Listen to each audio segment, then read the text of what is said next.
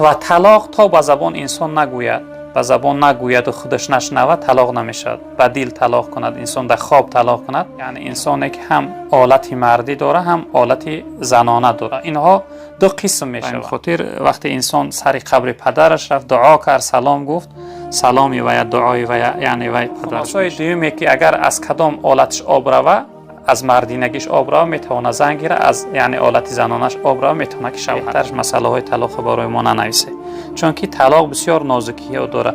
مسئله طلاق باید هم طلاق گوینده خودش، اما از روی فتوا و شریعت درست است. میتونه یک انسان عامی دختر ایشان گیره، دختر داملا را گیره، دختر گوید که اگر من ناز کشم زنم 3 طلاق، آن را در آدمی زنده بهتر ثواب دارد یا و مرده؟ از هر دو یعنی حالتهایش آب می رود، هم از حالت زنانش هم از حالت مردانش آب.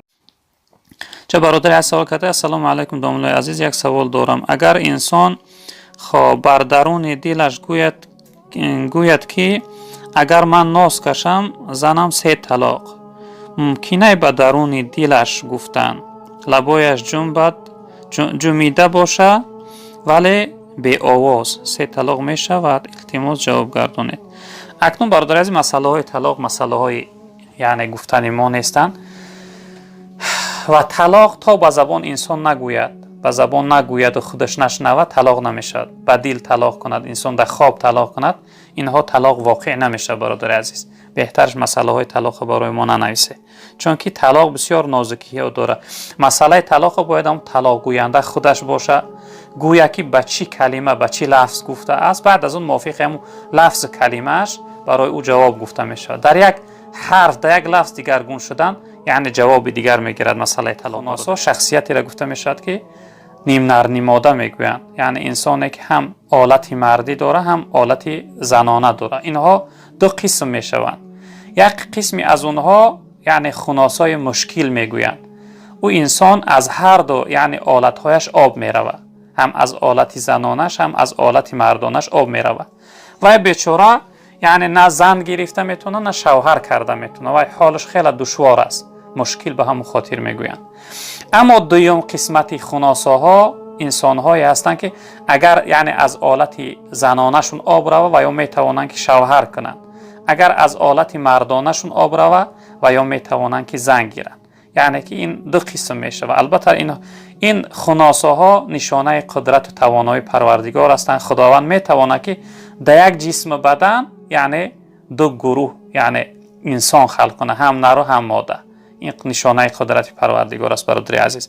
بله اینها مادریزاد تولد میشوند. اگر منظور از مخنث گفتن شما خناساها را در نظر داشته باشه، بله اینها مادریزاد هستند برادر عزیز. اینها دو قسم میشن گفتیم. یک قسمش مشکل است، اون بیچاره نه زن گرفته میتونه نه شوهر کرده میتونه، اونها را حتی بعد از مردنشون در یک سوت گرفته در درون یگان آب می اندازن، میگن اونها را نمیشویند.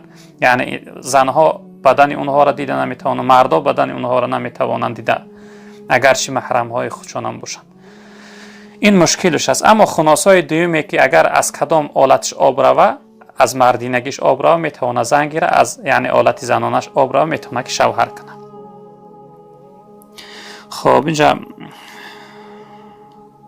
الله اعلم مادر باشه سوال کرده: السلام علیکم داملای محترم، خواهش میکنم به این سوال من روشنی می انداختید. من صاحب پسر می باشم، برای من دیگر تولد کردن ممکن نیست.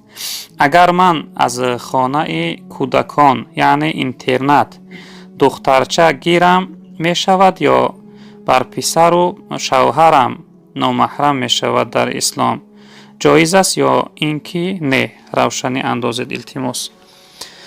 خیلی ضرور است. اکنون مادر اسلامی شما وقتی که یعنی میخواهی که دختر گیره، این فقط یک حیله شرعی داره. شما یک کودکی را میگیری که وای شیرخواره باشه. اگر از شیرخواره بیرون باشه، مثلا کلان گیری، اگر شما 5 ساله و 6 ساله گیره، دختر باشه وقتی کلان شد وای یعنی به پسر شما و به شوهرتون نامحرم میشه، اونها دیده نمیتوانند. اگر پسر باشه کلان شد به بلاغت رسید، برای خود شما نامحرم میشود، یعنی شما و دیگه یعنی نگاه کردن نمیتونه. شما گفته که دختر گرفتنی هسته.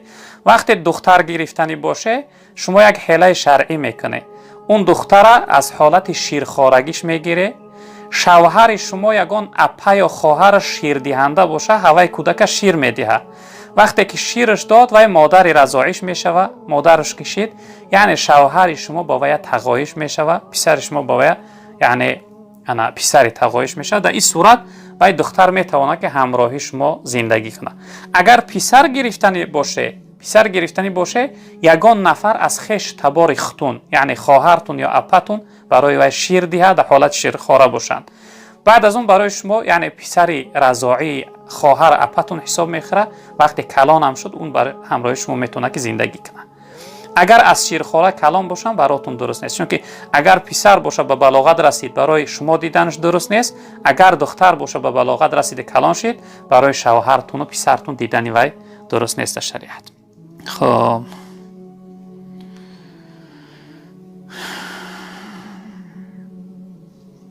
چه برادر سوال کرده السلام علیکم دام الله شیرین سخن، آیا خلقیت می توانند با دختری ایشانزاده خاندار شود؟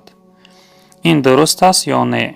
خدا از شما راضی باشد. بله، اگر از روی شریعت درست است برادر عزیز. فقط انسان که از سیدزاده ها و از کلانزاده ها وقتی زن گرفت باید چقدر احتیاط کنه که مبادا که دشنام ندهه گذشتگانی ویا.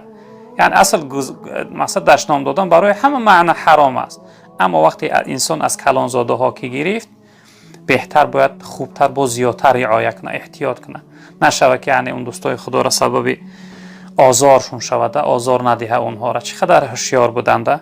به این خاطر در شریعت کف گفتند. کف یعنی هر انسان برابر خود را گیره، هر انسان برابر، انسان دارنده از دارنده گیره، کم بغل از کم بغل گیره، سیدزاده از سیدزاده گیره، هر کدام از برابر خودش گیره، براش کف بهتر است.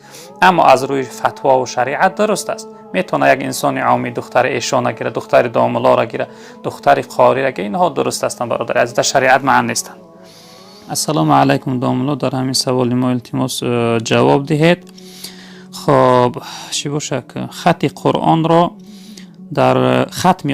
را در آدم زنده بهتر ثواب دارد یا به مرده؟ التماس جواب گردانید، از غریبان انتظاره.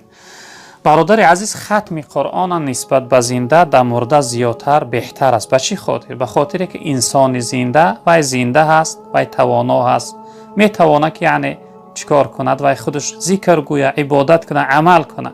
اما انسانی که از دنیا گذشته است وی محتاج است، وی انتظار دعا است، همیشه یعنی چشم بر راه و نگران است که کی حقی من دعا میکنه. نسبت به آدم زنده بهترش در حق آدم یعنی گذشته بخشی ثوابش بهتر است برادر عزیز بزرگوار. خب برادر عزیز سوال کرده که آیا وقتی که انسان به زیارت قبر پدر و مادرش می رود اونها می فهمند؟ بله برادر عزیز، وقتی که انسان به زیارت قبر پدر و مادرش به یعنی دعا کردن قبر پدر و مادرش می رود، البته اونها می فهمند که یعنی آمده است دعا کرده است. در روایت های جناب پیغمبر صلی الله علیه وسلم هستند که جناب پیغمبر صلی الله علیه وسلم وقتی زیارت اهل بقیع قبرستان می رفتند یعنی ابتدا سلام می دادند. این سنت است برای انسان که وقتی رفت حضرت می گفتند که السلام علیکم اهل الدیار من المؤمنین و المسلمین و انا ان شاء الله بكم لاحقون اسال الله لنا و لكم العافیه. یعنی حضرت سلام می گفتند برای اونها و به سوی اونها می گفتند که شما یعنی پیشتر آمده به نزدیک ان شاء الله ما هم به شما می پیوندیم. از خداوند طلب دارم برای شما و برای یعنی خودم عافیت را، تندرستی و نجات و یعنی رحمت پروردگار را گفته حضرت یعنی که برای اهل قبرستان میگفتن. این خودش در روایت دیگه اومده است که السلام علیکم اهل القبور گفته ای صاحبی قبر، ای اهل قبر گفته. در دیگر روایت هم این چنین آمده است. این روایت ترمذی است، روایت اولش امام مسلم بود.